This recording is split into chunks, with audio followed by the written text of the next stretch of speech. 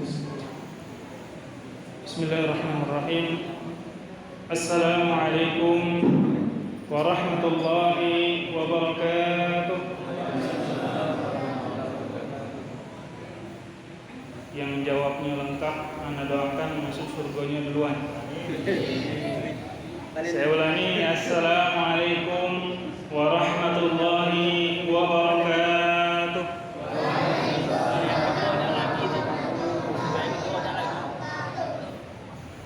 Yang kedua ada lagi. Alhamdulillahilladzi ja'ala hadha ash-shahra shahra Ramadan syahrul mubarak. Asyhadu an la ilaha illallah wa asyhadu anna Muhammadan abduhu wa rasuluhu la rasula wa la nabiyya ba'da. Amma ba'd. Kita bersyukur kepada Allah Subhanahu wa taala. Alhamdulillah malam ini sudah masuk malam yang ke-27. Menurut hadis yang sahih riwayat Bukhari dan Muslim bahwa kalaulah tidak terjadi malam Lailatul Qadar di malam-malam ganjil 21, 23 dan 25, maka niscaya malam Lailatul Qadar itu akan terjadi pada malam yang ke-27. Oleh itu sebabnya mudah-mudahan malam hari ini yang biasanya begadang nonton TV, maka malam ini kita begadangnya baca Quran dan tahajud. Mudah-mudahan zikir yang kita ucap ke, doa yang kita panjat ke Allah Subhanahu wa taala terima dan dikabulkan semua hajat dan juga urusan kita dilancarkan Allah Subhanahu wa taala. Amin ya rabbal alamin. Bapak Ibu, yai-nyai, mangcek-bicek dan semua masyarakat Desa Sapo yang saya hormati dan saya ta'zim. Pada kesempatan kali ini izinkan saya menyampaikan suatu tema yang juga sangat penting di dalam bulan suci Ramadan, yaitu ciri-ciri, kalau kemarin ciri-ciri keluarga yang penghuni surga, ya kan? Malam ini insyaallah ciri-ciri tanda diterima taubatnya seorang hamba. Bapak Ibu yang dirahmati Allah Subhanahu wa taala, di dalam Al-Qur'an Allah Subhanahu wa taala berfirman, A'udzubillahi minasyaitonir rajim. Bismillahirrahmanirrahim. Innama yataqabbalullahu minal muttaqin. Shadaqallahu adzim. Yang artinya sesungguhnya Allah Subhanahu wa taala hanya menerima suatu amal dari hamba-hambanya yang bertakwa. Dan di dalam ayat lain juga Allah Subhanahu wa taala firman, Rabbana taqabbal minna innaka antas samiul alim. Wahai Tuhan kami, maka terimalah dari kami ini ibadah-ibadah kami, amal ibadah atau amal-amal yang kami lakukan, sesungguhnya Engkau Maha mendengar dan Engkau Maha mengetahui. Inilah dalil bahwa taubat seseorang, amal seseorang itu tidak semua diterima oleh Allah Subhanahu wa taala, melainkan hanya yang diterima semata memenuhi syarat dan ketentuan yang berlaku. Ya. Jadi bukan hanya door prize saja kan? Door prize akan didapatkan oleh pemenang, ya. Syarat dan ketentuan berlaku. Termasuk juga amal ibadah kita. Waktu kita sholat, waktu kita habis zikir, kita baca Astaghfirullahaladzim wa atubu ilaih. Ya Allah, aku minta ampun kepadamu dan minta taubat. Nah, kira-kira taubat kita nih Pak, Bu, ya, mangcek-bicek ya ini apakah diterima atau tidak? Jawabannya pasti tidak tahu. Benar tak? Mana tahu gitu? Karena yang terima itu adalah Allah Subhanahu wa taala. Dan biasanya MC ngomong, Bapak Ibu yang dirahmati Allah, mudah-mudahan amal ibadah kita diterima di sisi Allah Subhanahu wa taala. Iya kan? Sekarang kita pengen tahu siapa atau apalah ciri-ciri dari diterima taubat itu. Yang pertama kata ulama adalah kurhul maksiat wa baghdul al-kufr. Ciri yang pertama adalah benci terhadap maksiat dan kemudian kembali lagi kepada kesalahan-kesalahan yang lampau. Nah, Bapak Ibu yang dirahmati Allah Subhanahu wa taala, benci di sini timbul dari rasa keimanan kepada Allah Subhanahu wa taala. Dalam hadis Nabi sallallahu alaihi wasallam, tidaklah orang merasakan halawatul iman manisnya iman, enaknya kita beribadah, kecuali dia benci terhadap kemaksiatan sebagaimana dia benci kembali kepada kekufuran. Jadi itu bentuk daripada tanda taubat kita itu diterima oleh Allah Subhanahu wa taala. Misalnya kita biasa melakukan yang disebut dengan gibah atau ngomongin orang lain. Nah, kita benci terhadap perbuatan tersebut sehingga kita tidak ikut menggibahin atau membicarakan orang lain. Atau contoh lainnya adalah minum-minuman. Ini mungkin jarang, tetapi kalau terjadi Pak, ini ada ya, beberapa masyarakat kalau di ujung-ujung sana itu banyak Pak. Ya, apalagi kalau ada pesta, nauzubillah semua, nauzubillah.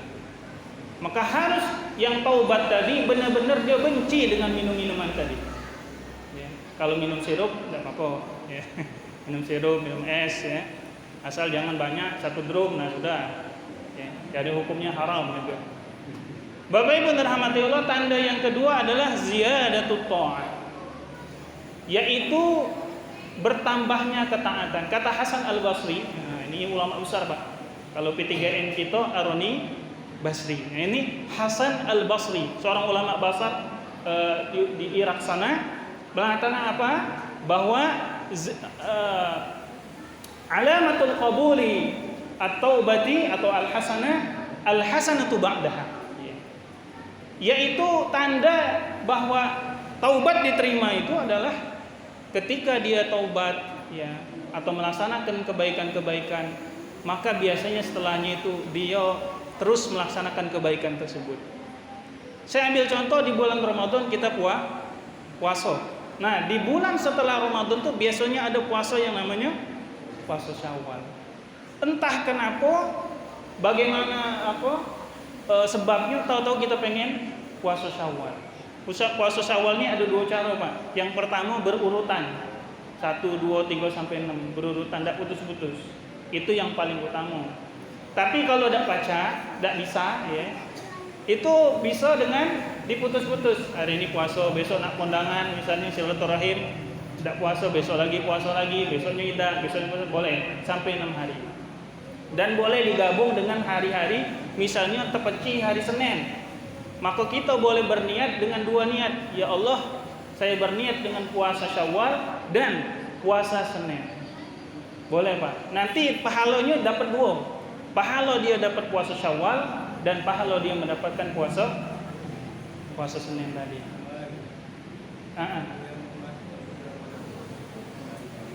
Yang batal Ramadan diqadha. Nah, yang digabung ini kalau bisa yang wajib dipisah dengan yang sunnah. Dipisah. Karena demikian kata ulama, karena hukumnya wajib dengan sunnah tidak pacak disamakan. Saya ambil contoh Pak. Salat kita wajib itu walaupun ada 1000 rakaat sunnah itu tidak bisa menggantikan salat yang wajib. Aku nak taubat tolah salat dulu tidak pernah salat wajib, sekarang salat alhamdulillah. Nak ku qadha kira-kira cak itu. Sebenarnya cukup dengan taubat, tapi kata mazhab Syafi'i mengatakan ya lebih baik kita qadha.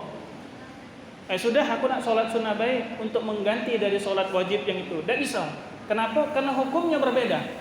Yang satu wajib kalau ditinggal ke berdosa, kalau dilaksanakan berpahala. Kalau yang sunnah ditinggal ke tidak apa-apa, dilaksanakan mendapat pahala. Dan yang ketiga, ini yang juga salah satu tanda daripada diterima taubat adalah seringnya beristighfar, lisannya tidak pernah berhenti beristighfar kepada Allah Subhanahu wa taala. Apalagi ini mohon maaf mau bertanam Pak ya. Kujingok sebagian sudah bertanam, sebagian lagi nyemai ke, sebagian lagi nah itu. Lagi kita bertanam Pak. Ini amalan wong lamu, cuma kita ini banyak yang enggak tahu. Waktu kita nyocok ke daripada tanaman padi itu, kita mengucap ke zikir, istighfar, taubat kepada Allah Subhanahu wa taala. Siapa yang makan dari padi itu Bapak Ibu dirahmati Allah, maka dia insyaallah jadi orang yang saleh. Kalau dia dalam keadaan berdosa dan bermaksiat kepada Allah, cepat tiba-tiba dia bertaubat.